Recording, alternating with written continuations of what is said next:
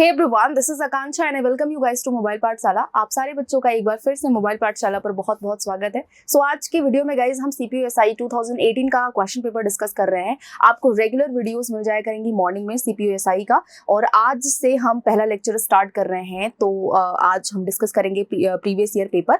तो आप लोग एक बार वीडियो को शेयर कर दीजिए। आपके जो भी डाउट्स हैं इस वीडियो के कॉमेंट सेक्शन में आप लोग मेंशन कर दीजिएगा, मैं आपको आंसर करूंगी। ठीक है, तो अब बिना देरी किए गाइस स्टार्ट करते हैं आज का वीडियो। सो गाइस स्टार्ट करते हैं एक बेहतरीन कोटेशन के साथ में। People have to go through things in order to become the person they are today and that's that. देखो, जब भी कोई परेशानी आपकी लाइफ में आती है, जब कोई चीज आप स्टार्ट कर देते हैं, तो जितने भी ऑब्स्टिकल्स होते हैं वो इसी वजह से होते हैं ताकि उनसे आपको लर्निंग मिल सके। आप जो भी मिस्टेक्स कर रहे हैं उसको दोबारा आप रिपीट ना करें, है ना। तो जैसे क्या होता है कि आपने देखा होगा, अंडे से जब बाहर चूजा निकलता है ना, तो उसको भी बहुत मेहनत करनी होती है, लेकिन जब वो बाहर निकल जाता है ना तो वो स्ट्रांग हो जाता है। अगर वो उसे खुद आप फोड़ करके निकाल देंगे तो वो नहीं चल पाएगा। तो ऐसे ही होता है कि लाइफ में जो ऑब्स्टिकल्स होते हैं ना वो आपको स्ट्रांग बनाने के लिए होते हैं, और आप उनको जब एक बार टैकल कर लेते हैं तो आप रियल पर्सन बन जाते हैं। फिर आपको शायद कोई भी गिरा नहीं सकता, आपको कोई फेल नहीं कर सकता है, राइट। तो ये कितना बेहतरीन थॉट था, और बहुत एनर्जी मिल जाती है एक बार ऐसे थॉट को सुन करके, पढ़ करके। तो स्टार्ट करते हैं आज के सेशन को। आज के पहले क्वेश्चन से स्टार्ट करते हैं। ये पहला क्वेश्चन आपके स्क्रीन पर है। Sumitra would have missed the cab if she had not hurried. ये सेंटेंस इंप्रूवमेंट का क्वेश्चन है, आपको इंप्रूव करना है सेंटेंस को। तो आपका करेक्ट ऑप्शन क्या होगा। वन मोर थिंग गाइस कि हर क्वेश्चन के साथ मैं आपको कॉन्सेप्ट भी बताते चलूंगी, एंड एक और लाइव सेशन होगा आपका 6:30 बजे शाम को, तो आप उसे अटेंड करिएगा। आपके जो भी डाउट्स होंगे सीपीयूएसआई से, इंग्लिश से, किसी भी कॉन्सेप्ट से रिलेटेड या किसी भी एग्जाम से रिलेटेड, मुझे उस क्लास में आप जरूर बताइएगा। शाम को 6:30 बजे मेरी क्लास होती है, इस बात को याद रखिए, ठीक है। तो इस क्वेश्चन में गाइस क्या एरर है और इसे आप कैसे इंप्रूव करेंगे, ऑप्शंस में से आप कोई भी एक ऑप्शन सिलेक्ट करके आपको इस पार्ट को इंप्रूव करना है। तो बताइए क्या होगा आपका करेक्ट ऑप्शन, बताइए। Sumitra would have missed the cab if she had not hurried. तो यहाँ आपका जो करेक्ट ऑप्शन हो जाएगा वो हो जाएगा आपका नो इम्प्रूवमेंट हो जाएगा। यस, यहाँ पर आपका क्या हो जाएगा, नो इम्प्रूवमेंट हो जाएगा। Sumitra would have missed the cab if she had not hurried. अगर आपने इफ के साथ में पास्ट परफेक्ट फॉलो किया हुआ है तो इसके सबऑर्डिनेट क्लॉज में आप क्या फॉलो करेंगे, would have, should have plus past participle, ठीक है ना। तो ये आपका कंडीशनल सेंटेंस का क्वेश्चन था कि अगर आपने कंडीशनल क्लॉज में फॉलो किया है पास्ट परफेक्ट तो आप रिजल्ट क्लॉज में क्या फॉलो करेंगे, रिजल्ट क्लॉज में आप वुड हैव प्लस वर्ब की थर्ड फॉर्म आप यूज करेंगे, ठीक है। सो यहाँ आपका हो जाता है नो इम्प्रूवमेंट। अगर इस क्वेश्चन में कोई भी डाउट है तो आप मुझे बताइए। ये सेंटेंस जो था ये आपका कंडीशनल सेंटेंस से रिलेटेड क्वेश्चन था, ठीक है ना। चलिए स्टार्ट करते हैं, नेक्स्ट क्वेश्चन पर आ जाते हैं हम। The gas is being seeping out of the rocks. इस क्वेश्चन को करेक्ट करना है तो क्या ऑप्शन आप सेलेक्ट करेंगे, बताइए। इज सीपिंग, इज सीप, वॉज बीइंग सीपिंग या नो इम्प्रूवमेंट। गाइज आपको एक चीज पता होगा कि बीइंग का यूज हम करते हैं सेंटेंस जब हमारा पैसिव होता है तो बीइंग प्लस वर्ब की थर्ड फॉर्म हम यूज करते हैं। ये जो सेंटेंस है ये एक्टिव है, यहाँ कोई भी पैसिव सेंटेंस यूज नहीं किया गया है। सेंटेंस पैसिव नहीं है, सेंटेंस एक्टिव है, तो यहाँ पर बीइंग का यूज हमें नहीं करना है। ये सेंटेंस आपका प्रेजेंट कॉन्टिन्यूअस में हो जाएगा, यानी जो आपका करेक्ट ऑप्शन है वो है आपका फर्स्ट ऑप्शन, ठीक है ना। नेक्स्ट चलिए क्वेश्चन नंबर 3 पर आ गए हम। Captain Ranjit safety navigated his ship without an accident for 100 voyages. यहाँ पर आपका क्या हो जाता है, क्या आप इंप्रूव करेंगे इस पार्ट को इंप्रूव करने के लिए, कौन सा ऑप्शन आप सेलेक्ट करेंगे, मुझे कमेंट सेक्शन में बताएं सारे बच्चे। चलिए, सो कैप्टन रंजीत सेफ्टी नेविगेटेड, ये जो नेविगेटेड है ये क्या है, नेविगेटेड क्या है, सेफ्टी नेविगेटेड, ये आपका वर्ब है। तो वर्ब को कौन क्वालिफाई करेगा, एडवर्ब करेगा। तो यहाँ सेफ्टी के प्लेस पर आपको क्या करना है, सेफ्टी के प्लेस पर आपको एडवर्ब यूज करना है। तो सेफ्टी का एडवर्ब क्या हो जाता है, सेफली हो जाता है। सेफ्टी का एडवर्ब सेफली हो जाता है। और आपने देखा जो है सेंटेंस में हमें नेविगेट नहीं चाहिए, नेविगेटेड चाहिए, नेविगेटेड, क्योंकि जो हो गया है वो जो मतलब जो शिप है वो नेविगेटेड हो गया, मतलब आपका जो एक्शन है वो हो चुका है। तो यहाँ पर नेविगेटेड हो जाएगा, नेविगेट नहीं होगा, नेविगेट्स भी नहीं होगा। आपका थर्ड ऑप्शन यहाँ इस सेंटेंस में करेक्ट है। नेक्स्ट क्वेश्चन पर आ जाते हैं। The pedestrians should to be cautious without crossing the road. इस ऑप्शन को शुड टू बी को इंप्रूव करने के लिए आप कौन सा ऑप्शन सिलेक्ट करेंगे? मस्ट नॉट, शुड बी या शुड नॉट? पेडेस्ट्रियंस मतलब होता है पैदल चलने वाले लोग। The pedestrians should to be cautious while crossing the road. क्या होगा आपका? इस पार्ट को करेक्ट करने के लिए आप कौन सा ऑप्शन सेलेक्ट करेंगे बताइए मुझे।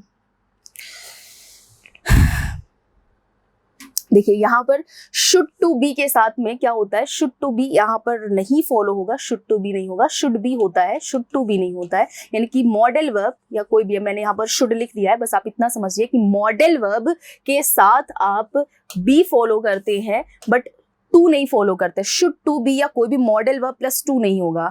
मॉडल वर्ब जैसे ऑट टू हो गया, नीड टू हो गया, वो मॉडल वर्ब साथ में यूज किए जाते हैं, उनके साथ में टू ऑलरेडी होता है, बट शुड के साथ टू नहीं फॉलो करना है ना। विल के साथ टू नहीं फॉलो करना है, वुड के साथ टू नहीं फॉलो करना है। तो ये आप समझिए, क्योंकि ये मॉडल वर्ब है, इनके साथ में वर्ब की फर्स्ट फॉर्म आती है और इनके साथ में बी फॉलो होता है। बी के साथ मेन वर्ब की थर्ड फॉर्म आती है, लेकिन शुड टू बी नहीं होगा, राइट। तो ये इनकरेक्ट आपका फॉर्म था। यहाँ आपका जो करेक्ट ऑप्शन हो जाएगा that will be your second option, should be cautious while crossing the road. Second option यहाँ करेक्ट है guys. Next, some children are much more aggressive than others.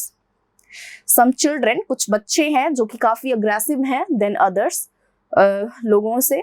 तो आपने कंपेयर किया है, राइट। आपने क्या किया है? कंपेयर किया हुआ है। कंपेयर करने के लिए आप देन का यूज नहीं करते हैं, आप क्या यूज करते हैं? आप दैन का यूज करते हैं। तो यहाँ देखेंगे आप कि थर्ड ऑप्शन में आपने देन का यूज किया, तो थर्ड ऑप्शन इनकरेक्ट है आपका। अग्रेसिव, अग्रेसिवली देन, ये अग्रेसिवली क्या है? अग्रेसिवली तो आपका एडवर्ब है ना, तो अग्रेसिवली तो करना नहीं है, मच मोर अग्रेसिव हो जाएगा।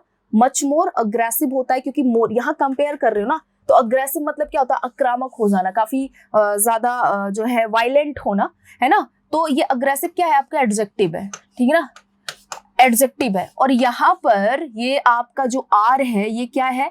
ये आपका आर जो है ये लिंकिंग वर्ब है। Are is linking verb. लिंकिंग वर्ब के बाद क्या यूज करते हो? Linking verb takes adjective, linking verbs takes an adjective. तो ये आपका यहाँ इस लिंकिंग वर्ब के बाद एडजेक्टिव यूज हुआ है, दैट्स ओके। बट आपने कंपेयर किया है ना, यहाँ देखो आपने मोर का यूज करके आपने यहाँ कंपेयर किया है, तो कंपेरिजन के लिए हम दैन का यूज करते हैं। तो यहाँ आपका जो करेक्ट ऑप्शन हो जाएगा वो हो जाएगा आपका सेकेंड ऑप्शन, ठीक है। चलिए, अग्रेसिवली नहीं करना, अग्रेसिवली तो आपका एडवर्ब है। तो जितने आपके एक्शन वर्ड्स होते हैं, एक्शन वर्ब्स होते हैं, उनको आप जो है क्वालिफाई करते हैं एडवर्ब के साथ, और जितने आपके स्टेटिव वर्ब होते हैं, जो लिंकिंग वर्ब्स होते हैं, उनको क्वालिफाई करते हैं हम एडजेक्टिव के साथ, ठीक है। चलिए next, it is raining isn't it. इसे जो है इंप्रूव करना है इजंट इट को, तो कौन सा ऑप्शन आप सेलेक्ट करेंगे? Haven't it, hasn't it, वेरेंट it, बताइए क्या होगा। सो गाइज यहाँ आपका हो जाता है नो इम्प्रूवमेंट, क्योंकि जो वर्ब है हमारा, जो वर्ब है आप जो वर्ब है जब आप टैग लगाते हो, है ना, जब आपका टैग जो लगता है इंटेरोगेटिव सेंटेंस में, आई मीन क्वेश्चन टैग में, जो क्वेश्चन टैग में आपका जो टैग लगता है वो आपका हेल्पिंग वर्ब ही होता है। तो आपका जो भी सेंटेंस है उसके टेंस का ही वर्ब आप क्वेश्चन टैग में यूज करते हैं। तो ये जो सेंटेंस आपका ये प्रेजेंट में है, प्रेजेंट कॉन्टिन्यूअस में है, तो इसका जो हेल्पिंग वर्ब है वो इज है, तो इज का यूज करोगे। सब्जेक्ट क्या है? इट है, तो इट का यूज करोगे। तो क्वेश्चन टैग में हम करते क्या है? सेंटेंस के बाद हम क्वेश्चन टैग लगाते हैं, तो सेंटेंस का वर्ब यूज करते हैं, सेंटेंस का सब्जेक्ट यूज करते हैं, लास्ट में इंटरोगेशन मार्क लगाते हैं। अगर सेंटेंस पॉजिटिव है तो क्वेश्चन टैग नेगेटिव होता है, अगर क्वेश्चन टैग सेंटेंस नेगेटिव है तो क्वेश्चन टैग आप पॉजिटिव फॉर्म में यूज करते हो, ठीक है। सो यहाँ सब कुछ हमने फॉलो किया है, so there will be no improvement. Okay, next question पर आ जाते हैं हम। Okay, let's move on to the next question.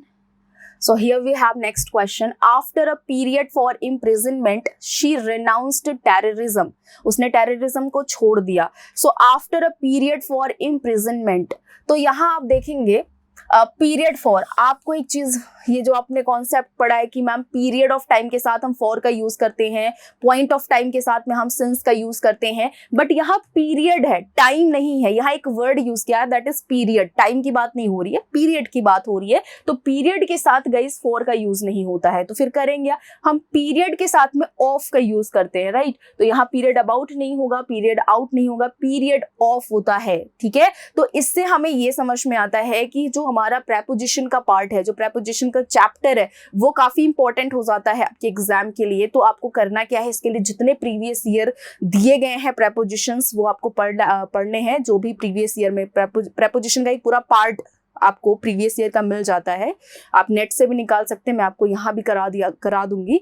तो प्रेपोजिशन के कुछ क्वेश्चंस और फिक्स प्रेपोजिशन, वेरिएबल प्रेपोजिशंस है ना, वो आपको पढ़ने हैं। तो मैं यहाँ भी कराऊंगी, अगर आपको नेट से मिलता है तो आप वहां से भी पढ़ लीजिए। तो पीरियड ऑफ इम्प्रिजनमेंट हो जाता है, पीरियड के साथ में ऑफ का यूज होता है। Next, Mridula seems almost impervious to the criticism from all sides।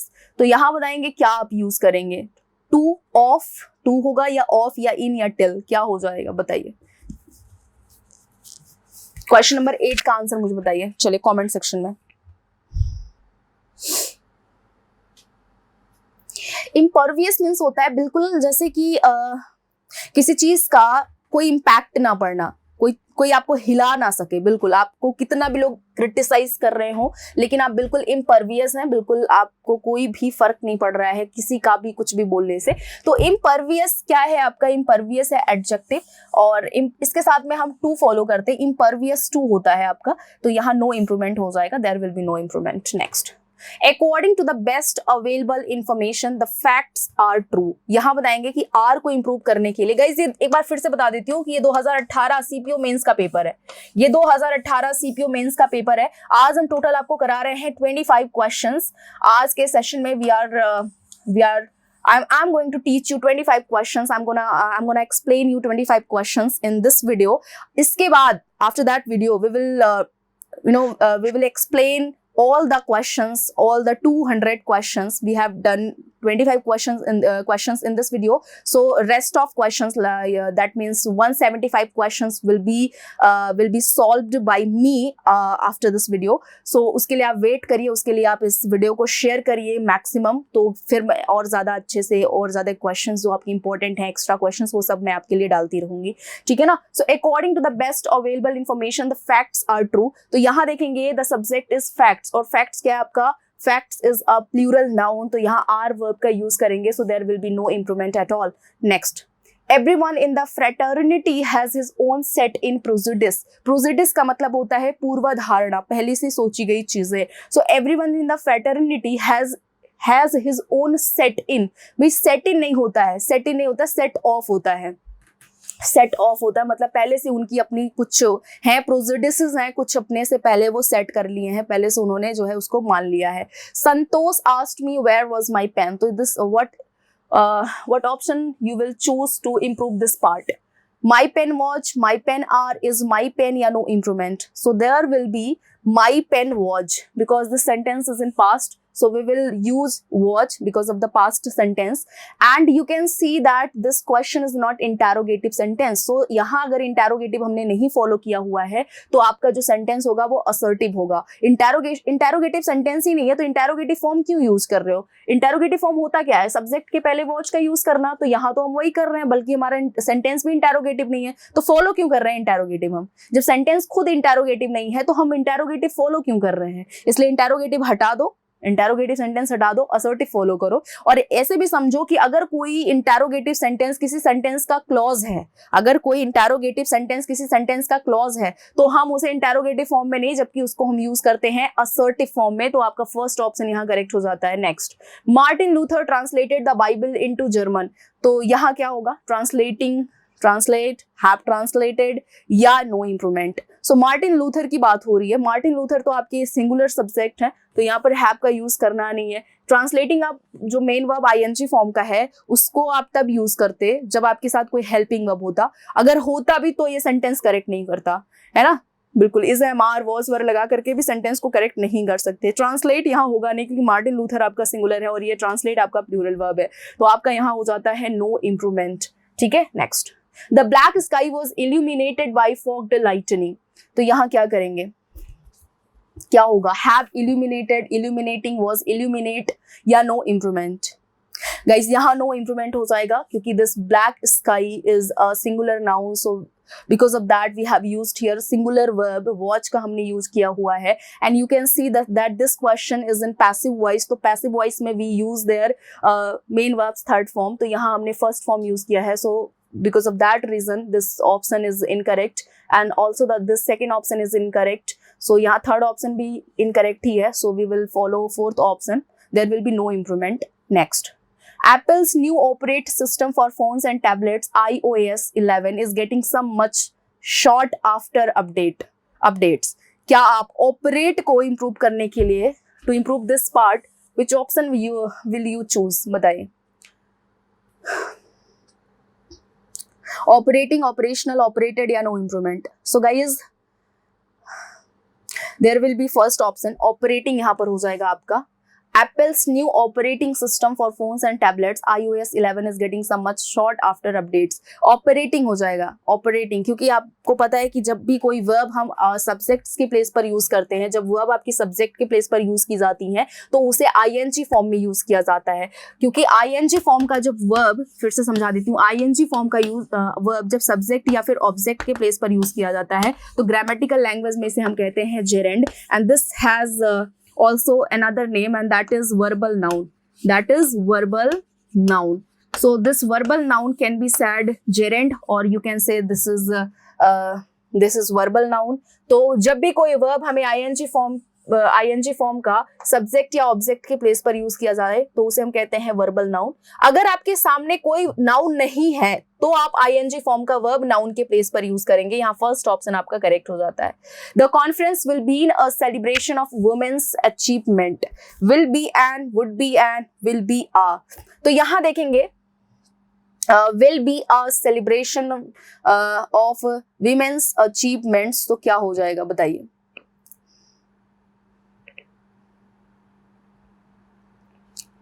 Question number 15 का आंसर बताइए कमेंट सेक्शन में सारे बच्चे मुझे. चलिए,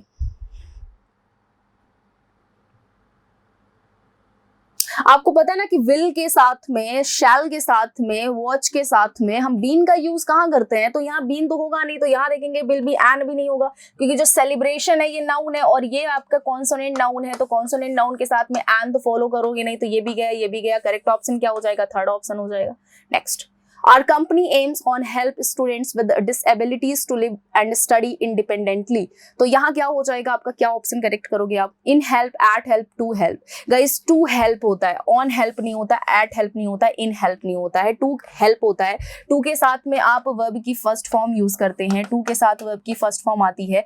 in आपका क्या है? at क्या है? तो guys जो in है और ये at है, ये आपके हैं प्रेपोजिशंस. क्या है? प्रेपोजिशंस. तो प्रेपोजिशंस के साथ आप नाउन यूज करते हो या प्रोनाउन यूज करते हो.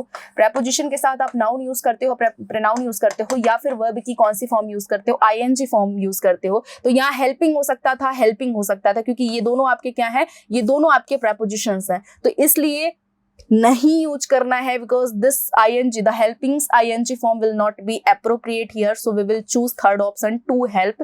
And remember that we always follow 2 plus v1.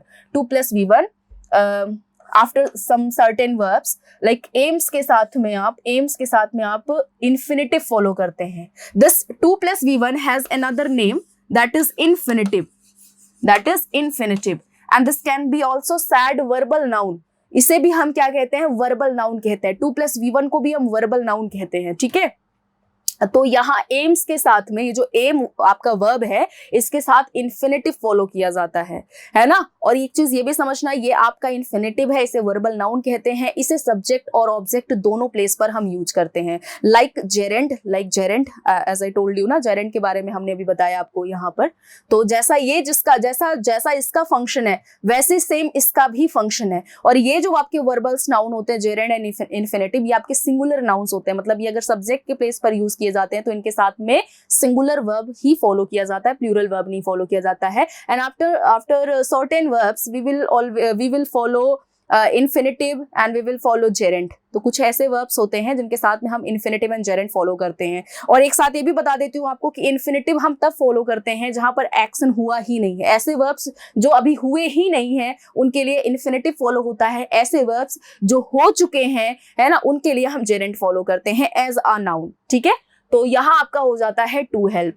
The decision will leaving her in a peculiar predicament, will left her, will leave her, leave। तो आपको पता है ना कि will be leaving होता है, will be plus ing form होता है। और अगर मुझे अब यहाँ पर डिसीजन अभी लिया नहीं गया है तो आप कैसे यूज करोगे? ये अभी डिसीजन जो है वो लिया ही नहीं गया है, तो मतलब कैसे आप ing फॉर्म कंटिन्यू कैसे करो, कॉन्टिन्यूअस सेंटेंस कैसे हो सकता है? तो ये भी नहीं होगा। will के साथ में फर्स्ट फॉर्म फॉलो होती है तो लेफ्ट नहीं होगा, will के साथ में फर्स्ट फॉर्म होता है, will leave यहाँ पर आपका करेक्ट ऑप्शन हो जाता है second option. Chandra's good gesture will highly appreciated, तो will highly appreciated, Chandra's good gesture मतलब जो चंद्रा के अच्छे हाव भाव है उसको बहुत ज्यादा अप्रिसिएट किया जाएगा, उसको बहुत ज्यादा अप्रिसिएट किया जाएगा। If I ask you that is this sentence is passive or active, what should be your answer? Guys, this sentence is a passive sentence because यहाँ चंद्रा के gesture की बात हो रही है।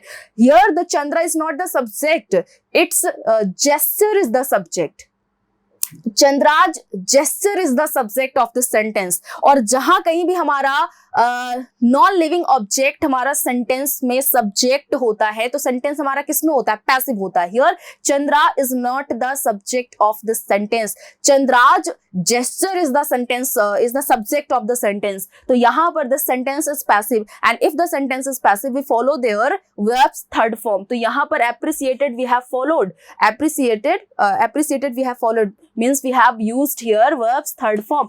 but अगर फ्यूचर सेंटेंस का, फ्यूचर इंडेफिनिट का हमें पैसिव वॉइस बनाना है तो the structure should be will, shall plus be plus verbs third form. तो यहाँ पर हमें बी की नीड है। Will be highly appreciated should be the correct sentence. तो यहाँ आपका जो होगा वो करेक्ट ऑप्शन हो जाता है। यहाँ देखो ये भी नहीं होगा, ये ऑप्शन भी नहीं होगा, ये ऑप्शन भी नहीं होगा, आपका थर्ड ऑप्शन यहाँ पर will be highly appreciated is the correct option. Next, I was born in 16 November in 1986। भाई यहाँ पर जब कभी किसी मंथ की बात आ जाती है, स्पेसिफिक डे की बात आ जाती है, we always use the preposition on। तो यहाँ फर्स्ट ऑप्शन इनके प्लेस पर you should use their on। ठीक है, नेक्स्ट।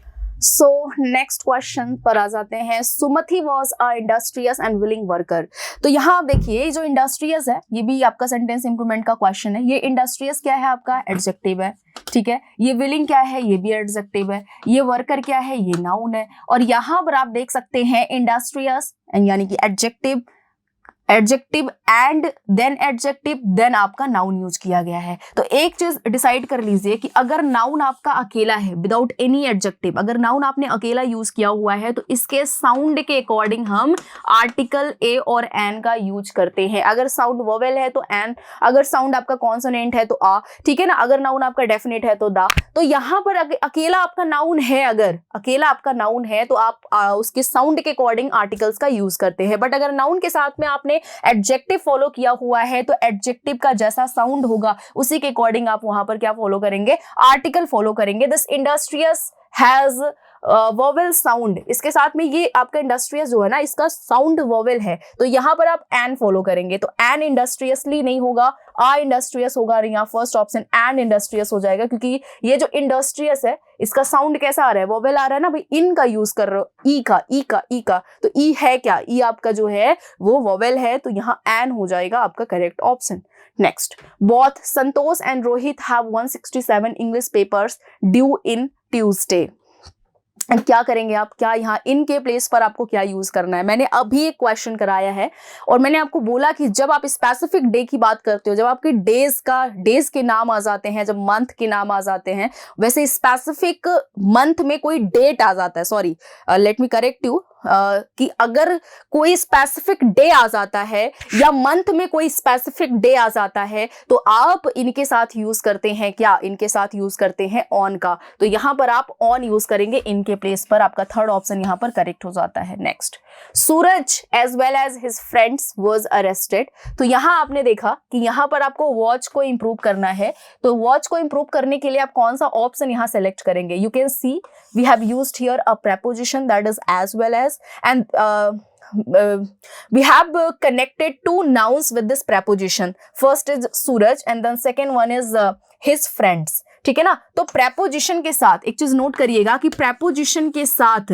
जो भी नाउन आप यूज करते हो वो प्रेपोजिशन का क्या होता है, वो प्रेपोजिशन का होता है ऑब्जेक्ट। तो रियल सब्जेक्ट प्रेपोजिशन के पहले यूज किया गया होता है। रियल सब्जेक्ट किसके पहले होता है, प्रेपोजिशन के पहले रियल सब्जेक्ट होता है। तो यहां पर आपका जो रियल सब्जेक्ट है वो है सूरज, उसके फ्रेंड्स तो उसके ऑब्जेक्ट हो गए ना। ऑब्जेक्ट के अकॉर्डिंग आप वर्ब यूज नहीं करोगे, आपका जो भी सब्जेक्ट होगा उसके अकॉर्डिंग आप वर्ब का यूज करोगे। ये कॉन्सेप्ट तो आपको पता चल गया, ठीक है। अब मैं आपको एक और बात बताती हूं कि जब आप दो नाउन एज वेल एज के साथ में, एज वेल एज के साथ या अलोंग विद के साथ, या फिर अलोंग विद के साथ, या इन एडिशन टू के साथ, या इन एडिशन टू के साथ कनेक्ट करते हैं, जब दो नाउन्स आपके as well as along with in addition to के साथ कनेक्ट किए जाते हैं तो पहले नाउन के अकॉर्डिंग वर्ब का यूज होता है। This one noun is singular, so यहाँ पर आपका नो इंप्रूवमेंट हो जाएगा because all these verbs are plural verbs. So यहाँ पर आपका केवल ये जो वॉज है ये आपका सिंगुलर है बिकॉज ऑफ दिस नाउन, तो ये आपका यहाँ नो इंप्रूवमेंट हो जाता है। नेक्स्ट नेक्स्ट क्वेश्चन पर आ जाते हैं। Malini said that she would go for the meeting, इसकी डायरेक्ट स्पीच क्या होगी बताइए। गाइस आपने देखा यहाँ पर वुड का यूज किया गया है, इसका मतलब जो है ये पास्ट में वर्ब था तो हमने विल का क्या कर दिया, हमने विल का वुड कर दिया, क्योंकि हमारा सैड पास्ट में था, reporting verb was in the past, so that's why we changed this will in would. हमने इस विल का यूज हमने वुड में कर लिया है, तो इसलिए आपका इस वुड के प्लेस पर आप विल का यूज करोगे। तो यहाँ एक ही ऑप्शन में विल है and that is the third option, so यहाँ आपका थर्ड ऑप्शन करेक्ट हो जाता है। Next, Prabhu said that he was not going to college, Prabhu ने कहा कि वो कॉलेज नहीं जा रहा है। सो आपने देखा कि यहाँ पर आपको क्या यूज करना है, यानी कि इस ऑप्शन में आप क्या फिल करोगे बताइए।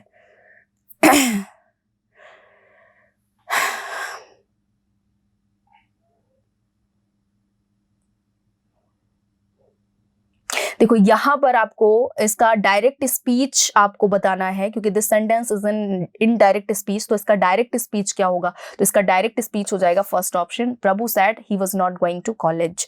ठीक है, नेक्स्ट, क्योंकि जो आपके पास्ट कॉन्टिन्यूअस सेंटेंसेस होते हैं उसमें कोई चेंज नहीं होता है। Next, she said that she would be playing with her kids, यहाँ बताइए इसका क्या होगा, 25th का ये लास्ट क्वेश्चन है इसका। शी वुड बी प्लेइंग, अब देखो यहाँ पर ये जो होगा सेंटेंस, क्योंकि ये रिपोर्टिंग अब पास्ट में है तो रिपोर्टिंग स्पीच भी पास्ट में चेंज हो गया है ना, तो इस वुड बी को डायरेक्ट स्पीच में जाने के लिए विल बी हमें करना होगा। एक ही ऑप्शन में विल बी है, आपका ये फोर्थ ऑप्शन क्या होता है, करेक्ट ऑप्शन हो जाता है। यहाँ पर ये आपका सेंटेंस फोर्थ ऑप्शन हो जाएगा करेक्ट। ठीक है ना। So guys we have done 25 questions for SSC CPO and एक चीज और कहना है कि इसके कॉन्सेप्ट को मैं आपको डिस्कस इसी वीडियो के साथ इसका कॉन्सेप्ट को भी मैं बता दिया करूंगी आपको, लेकिन जो हमारी क्लास होती है शाम को 6:30 बजे मोबाइल पाठशाला पर, उसमें मैं आपको इंग्लिश के सारे कॉन्सेप्ट बताऊंगी फॉर एवरी कॉम्पिटिटिव एग्जाम। तो आप लोग शाम के सेशन को अटेंड किया करिए और अपने डाउट्स भी वहां पर मुझसे पूछा करिए। ठीक है, सो आज के सेशन को एंड करते हैं, आज के इसी क्वेश्चन पर मिलते हैं कल आपसे 6:30 बजे। Thank you so much, bye bye, take care guys.